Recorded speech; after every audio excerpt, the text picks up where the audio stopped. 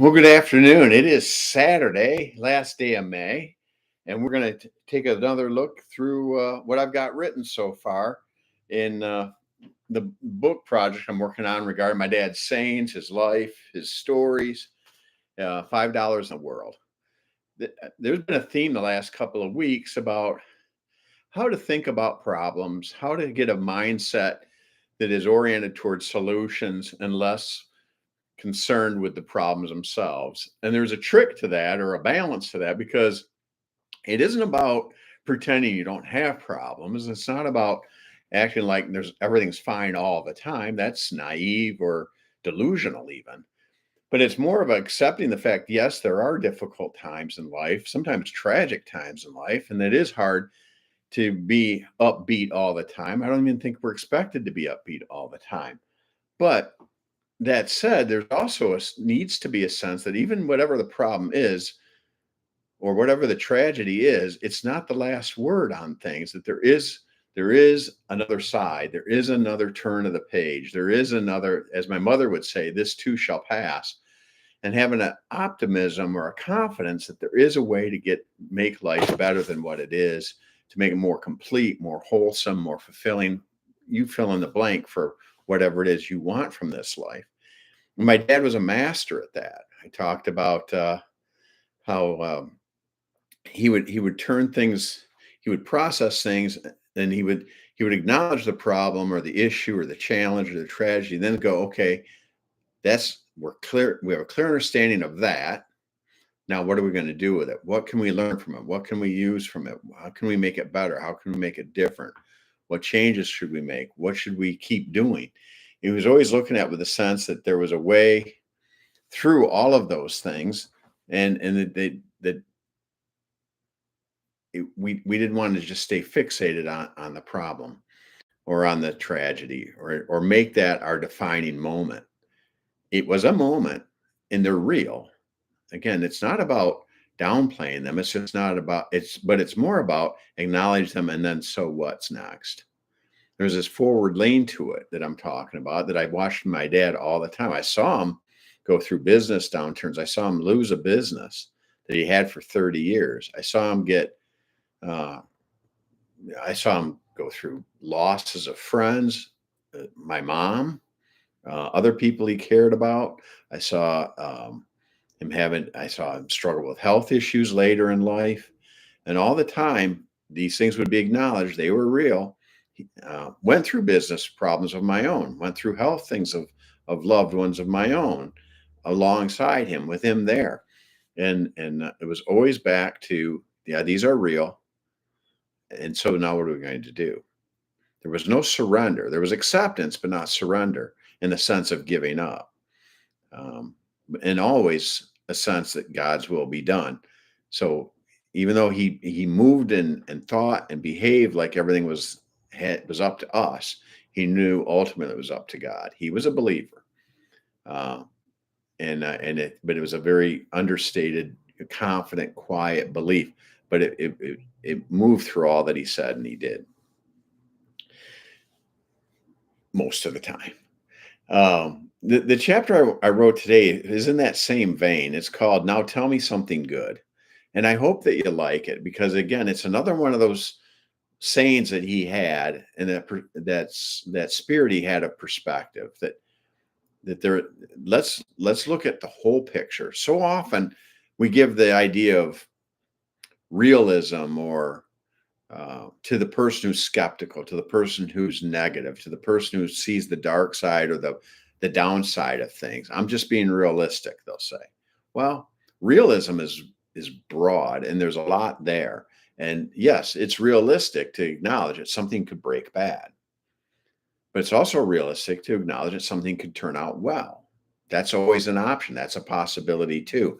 And I'm not really sure why the people that tend to have the negative outcome in mind get more of a reputation for being a realist than the person who thinks, hey, this could work out just great. Because a lot of things do work out just great or better than we expected. I think that happens as often, if not more often, than things not working out well. And yet at the same time, our brains are hardwired through evolution and experience of other kinds to acknowledge and to be on the lookout for the downside, to be on the lookout for what might kill us, what might not work out, what might take things away from us. And so, with all of that said, I want to talk about this next chapter. Now, tell me something good. It was Dad's way of redirecting a conversation without negating what had come before it.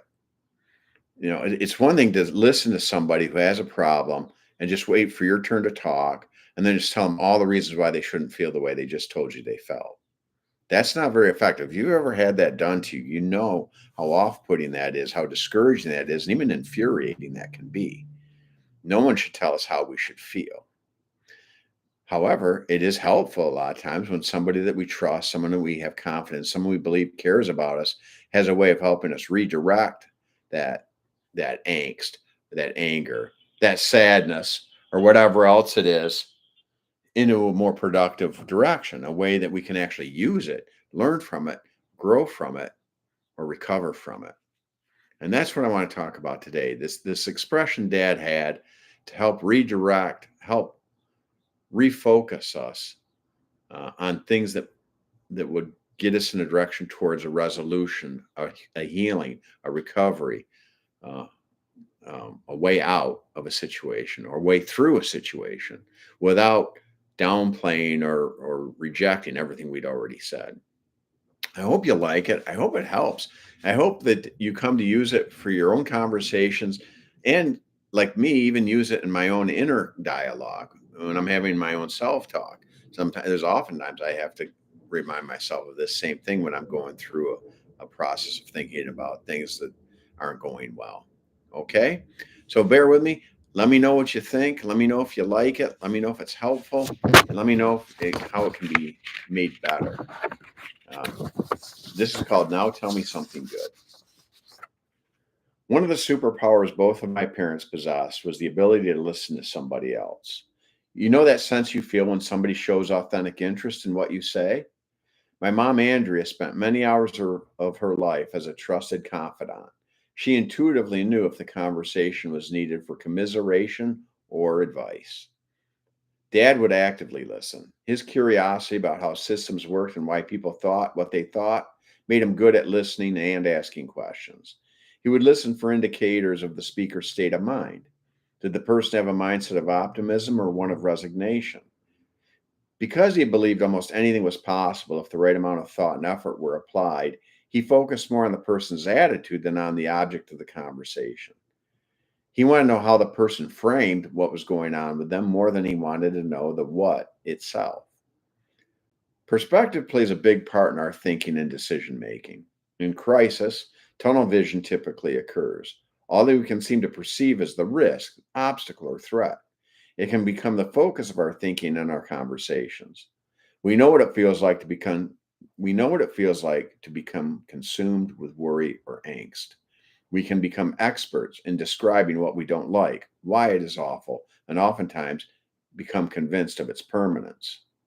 If we go on for too long in crisis mode, it can end up numbing us to the possibilities of a positive outcome, of any possibilities of a solution.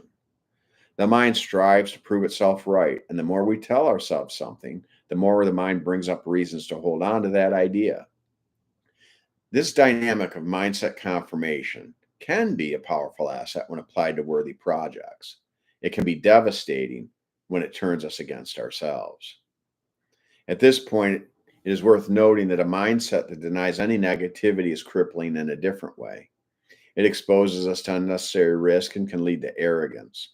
Denial of reality is not the same thing as optimism. Refusing to consider the downsides of one's plans is not the same thing as a strong resolution. Dad had a confidence that a solution could be found to any challenge, and that started with the awareness that it might not. That awareness just made him sharper. I would say, if he had a weakness in the way he thought about problems and challenges, it was that he could be too quick to brush aside the concerns of others. It wasn't a chronic issue in my dealings with him, but there were times when he could look past valid concerns that didn't align with the outcome he desired. That said, he proved to be more often than not to be an effective listener and counselor in many areas of life. I know of so many times I would bring a problem or concern I had and I would lay it out for him as I understood it. I could have a pretty negative view of the situation. After the first time through the explanation, there would be a tendency to begin restating the complaint. It was at this point of repetition that he would say something that proved to be two things: first, annoying, and then helpful. He would say, "Now, tell me something good." This proved to be an easy and effective way to break out of the fixation with the problem or with what wasn't working or what I didn't like. It provided that pause where a shift in perspective can happen. I like how it reminds me that even if there are real problems, there is still good in my life. It reawakens a spirit of gratitude. When I remember what's good, it reminds me that what is doesn't have to be all that I think about. It broadens my perspective and makes it possible to get back into an optimistic frame of mind. He gave room for venting or blowing off steam, even when it was directed at him. But it was a gentle way to reset the discussion on a path of hopeful resolution, or at least an attitude adjustment. We work better from a position of strength than one of resignation or frustration. Remembering the good things in life and who they come from provides space for thinking about what is possible. It is healthy for us to say out loud what is bothering us or concerning to us. It is a blessing to have someone who will listen to us. And it is a game changer when the person talking with us provides a simple reminder that there is still more to life than the crisis at hand without downplaying the issue we are dealing with at the time. If I don't have somebody to remind me to think of something good, I remind myself. It is another one of the legacy ideas from my dad. Now, tell me something good. So that's a chapter. Again, they're short. They're usually a couple of page, 2 pages long. I think in the final draft they'll be expanded. My next step, once I'm done with these YouTube channel sessions, which will probably be another month or two, or maybe longer, I'll have a transcriptionist I'll take your advice and have these sessions turn into a transcriptionist and take the dialogue and your notes and get them in writing and then use those as extra material for these chapters to fill them out a little bit. But the goal is to still have them pretty short and readable. So on one level, they can be used as a devotional or a mindset reset resource. Oh, that's pretty alliterative. And or some other uses. And eventually, there's possibilities of expanding another book idea using some of the same material and taking it in different directions. The main job for this book and this effort is to get them written down the first time and then see where they go from there. But I think it's very flexible material. I think there's a lot of stuff here, a lot of different ways to frame it or present it. But I want to get through the first wave first, and then look at what we have when we're all said and done. So that's the next step. I'm going to finish up these chapters. I got about another 10 chapters to go so far that I've thought of. I still have interviews coming up with some other relatives to see if there's any that I don't recall that aren't top of mind for me that move them and include that. And then, and like I say, and then take the transcripts from these YouTube sessions and add some of the comments and ideas that came up from our conversations live or afterwards. So that's where the project's at so far. I hope you like what we've been doing. From the comments I've been getting, you do. And again, like and share this, bring others along. I want as broad an audience as possible. I can take useful critique or other things, because once something's out in the public space, you're going to get everything from praise to condemnation, and I'm okay with that. I prefer the praise. But I do want to learn and I do want to get better. And I do need to know if there's anything that needs to be improved on, because we're just works in progress. We're never perfect. I'm thankful for this opportunity. This technology is amazing. I love the fellowship here. I love the connection that I have with those of you that come on. And I tend to broaden this channel promotion out into other social media to make it more widely broadcast. So with that all said, that is it. Now tell me something good. If you find yourself kind of catastrophizing or spiraling or repetitive or fixated on an issue, use this expression or hopefully someone will use it in your direction or something like it to help you realize, kind of break the spell of negativity or that sense of being trapped or dead-ended. There's always something good going on, even in the darkest days. And we need to be aware of those things too. And that's not to deny the other thing, but we shouldn't deny what's good while we're dealing with something that's bad. Life is about completeness. And we're not complete if we're not aware of what's good any more than we're complete if we pretend that there's nothing bad. It's just a clear-eyed, wise understanding of what is and what isn't, and then doing what we can with what we have where we are to build the life that we desire and that God, if you believe, that God is leading you towards. So be your best, do what you can, and remember to keep in mind that there's always something good. Relatively short today, about 16 minutes, a little under 20 minutes today. But I really like how this chapter turned out. I'd love to hear your thoughts on it. And when you have time, give this a listen and put some comments in the chat. That's it for today. I'll be back next week with another chapter or some other some other thoughts on what we're talking about here. $5 in the world. Bye for now.